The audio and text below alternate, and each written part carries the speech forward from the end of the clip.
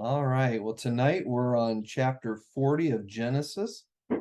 And there's not a lot of verses, so I think we're each going to take three. And well, let me see. I think we can take five. What is there? 1, 2, 3, 4, 5, 6. Yeah, we'll take three at a time. So, Julie and Fred, you want to start us off? Sometimes later, Pharaoh's chief cupbearer and chief baker offended their royal master.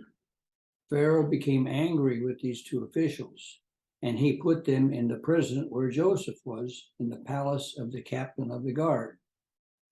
They remained in prison for quite some time, and the captain of the guard assigned them to Joseph, who looked after them.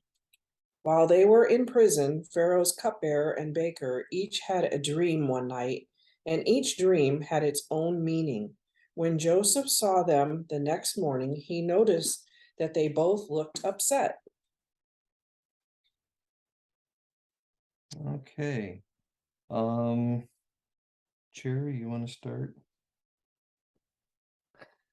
Verse 7. So he asked Pharaoh's officers who were with him in the custody of his lord's house, saying, "Why do you look so sad today?" And they said to him, "We have had a dream, and there is no interpreter of it."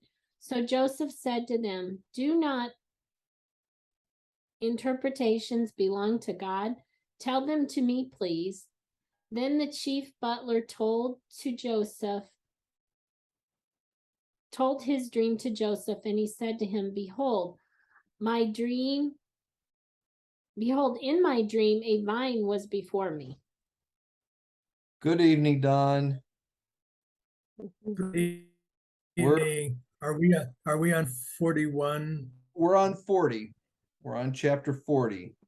And we just 40. Verse 9, so we're going to be starting verse 10. Hannah's going to be reading the next three. And on the vine were 3 branches. As soon as it budded, it blossomed, and its clusters ripened into grapes.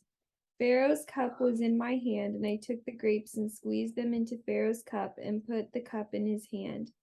"This is what it means," Joseph said to him. "The 3 branches are 3 days." Okay. Angelina, you want to read the next three? Now within 3 days, Pharaoh will lift up your head and restore you to your place, and you will put Pharaoh's cup in his hand according to the former manner, and when you were his butler.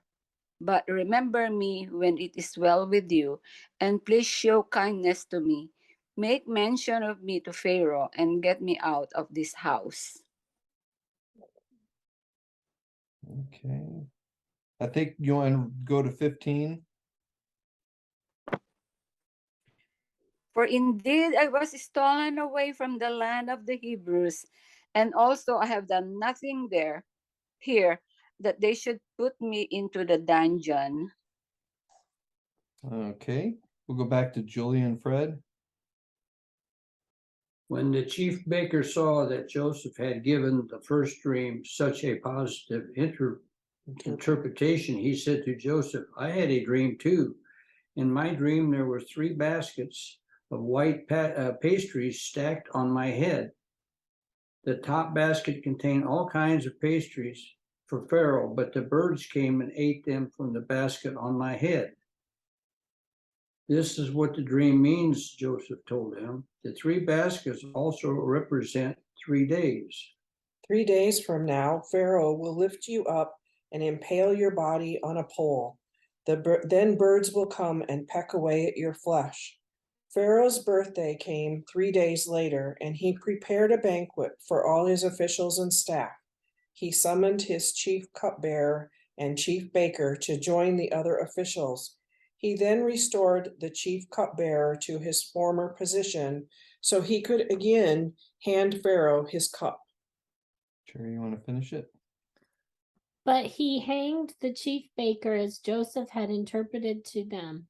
Yet the chief butler did not remember Joseph, but forgot him. Okay.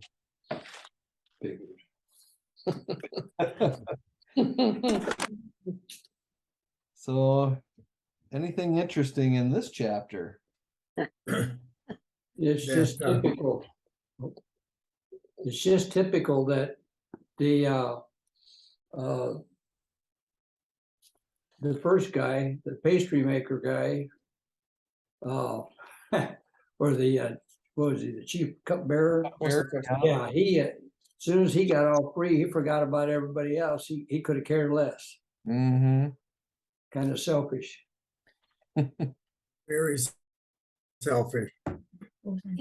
In my notes, it says that Joseph's slavery and imprisonment lasted about 13 years. Oh, wow.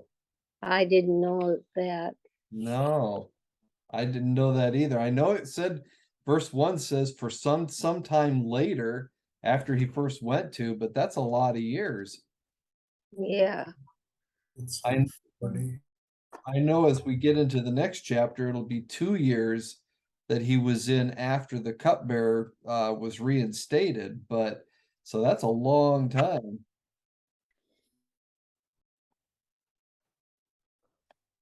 So what does that say about Joseph? I mean, here Um, everything has been gone wrong, as far as sold into slavery, accused of something he didn't do, thrown into prison. And if he was indeed there for 13 years, that's a long time to be someplace where you didn't deserve to be. Thought he was jailed again. but he didn't lose faith. That's the important part. Right. Yep.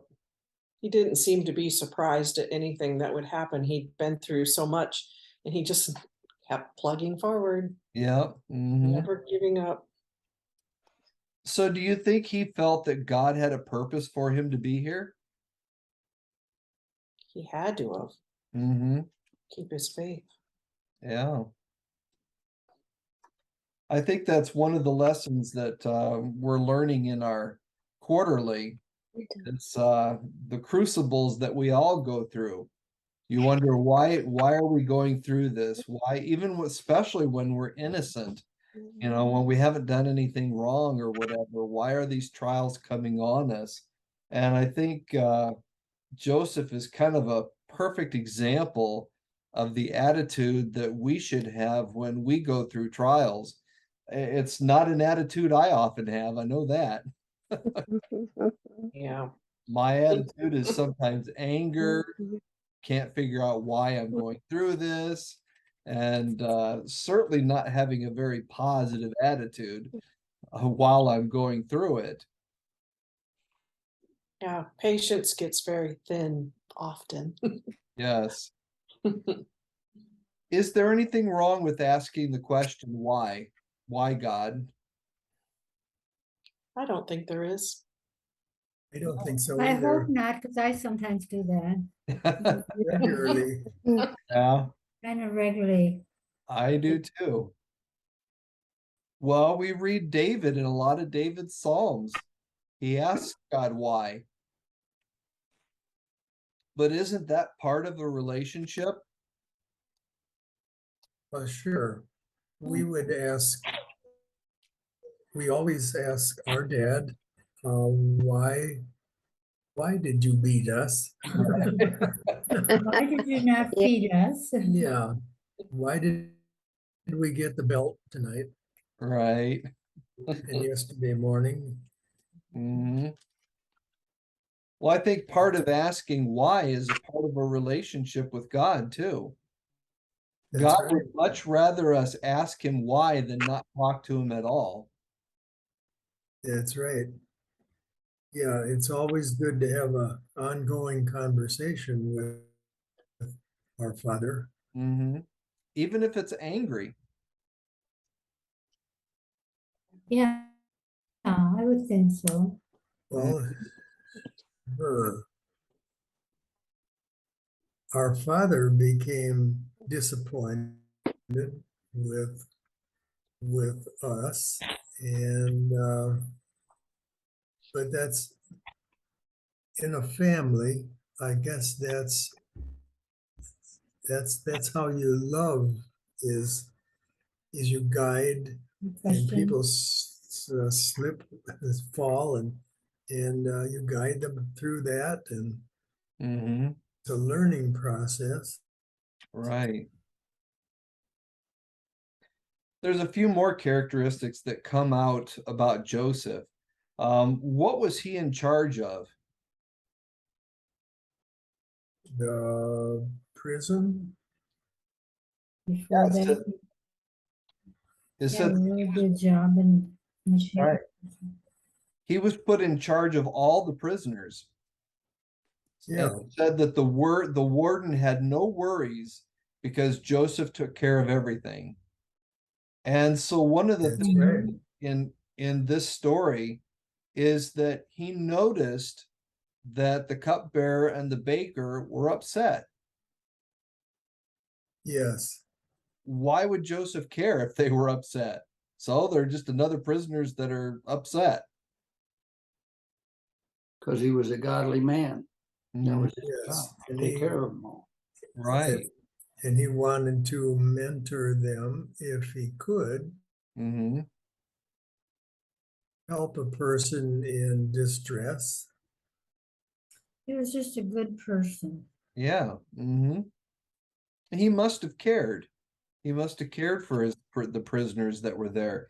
You know, even if the prisoners were there because it was their fault that they had committed something wrong. And so for him to ask them what's up, what's wrong, and then for them to tell him that they had a dream, you know, Joseph not only cared, but he actually offered his services, didn't he? Mhm. Sure. Right. Yeah. But did he take credit for being able to interpret the dreams? No, No. Mm. he said it was God's business. Right. Yep. Interpreting dreams is God's business. So you can imagine after he told them the interpretations, there had to have been talk going around in the prison about this Joseph guy. If they Sure. didn't already know about his faith. Sure. Mhm. And I think that just like with Potiphar, I think the warden had to know that Joseph had a faith in a God, because again, God rewarded Joseph and rewarded those around Joseph, even in prison. Very true. Mm-hmm.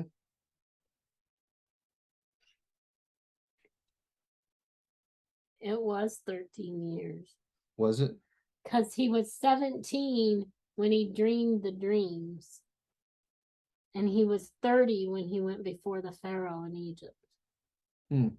So it would have been 12 to 13 years, you could say, if he Yeah, went at least right 13 away, years. because he was watching his father's flocks, Right. Mm-hmm. helping his brothers, and then they went to Shechem and he went after them. Right. So Yeah.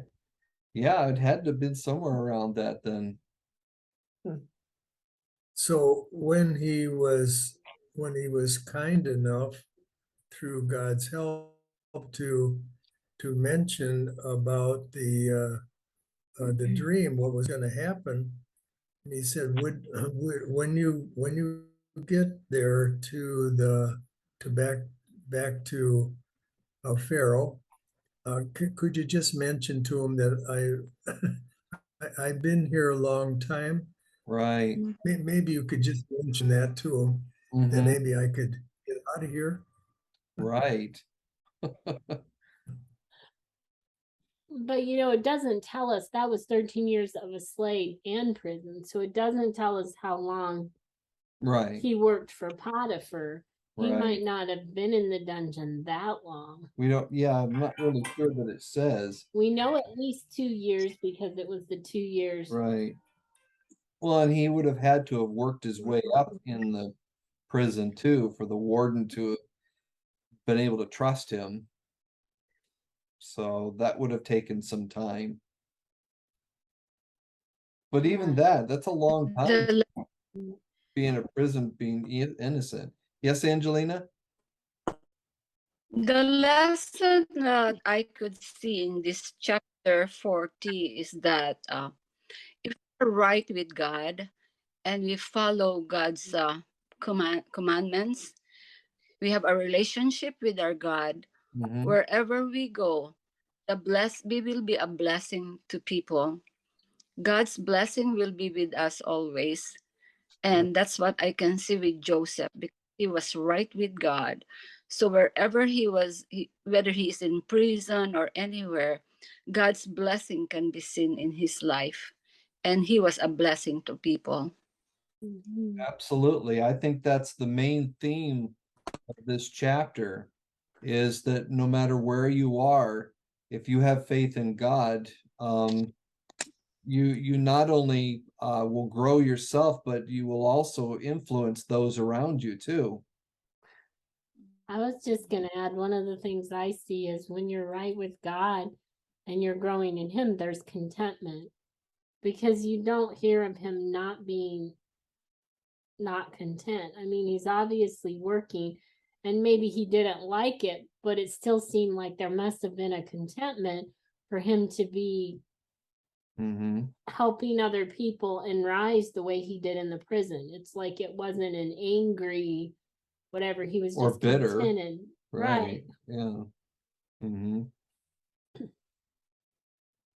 Well, I'm reading a book on how God guided and directed America through its wars, from the Revolutionary War to the Civil War, and I'm into World War II, and it's interesting how the author talks about time, and you wonder, well, why did God make the Civil War last so long? Why did He make World War II last so long?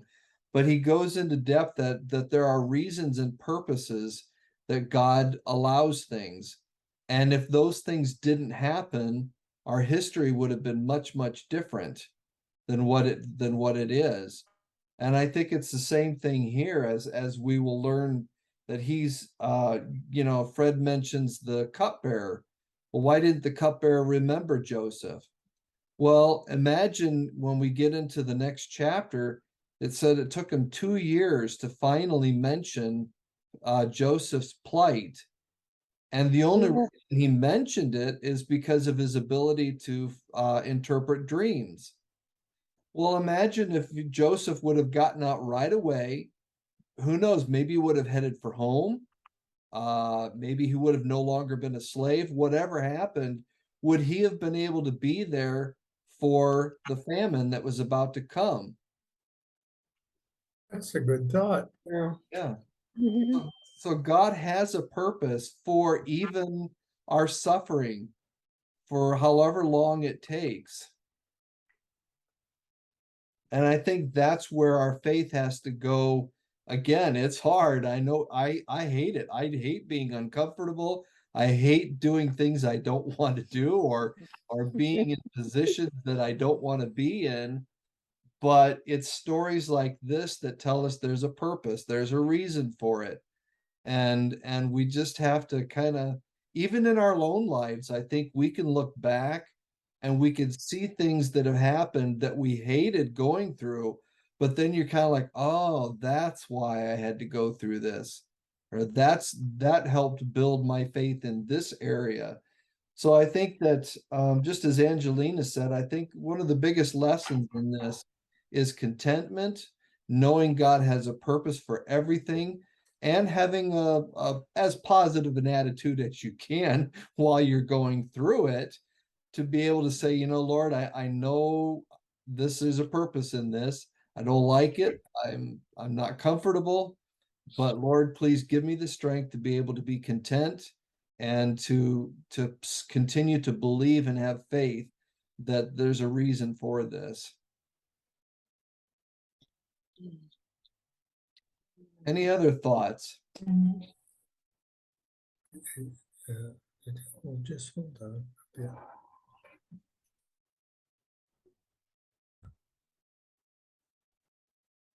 Was there a question there, Todd? I missed So I was it. just wondering if anybody had any other thoughts Oh, before we close out. yeah.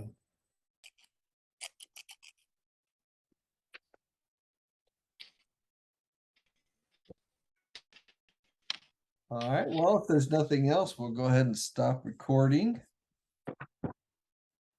Thank you for joining us at our prayer and Bible study session as we journey through the Bible one chapter at a time. We realize that you might have some questions or comments on the things that we discussed today. And if you do, please feel free to fill out the form below. Also, if you would like to have your own Bible, please fill out the form below and we will get back to you as soon as we possibly can. Thank you so much for joining us. We hope to see you next time at our prayer and Bible study session.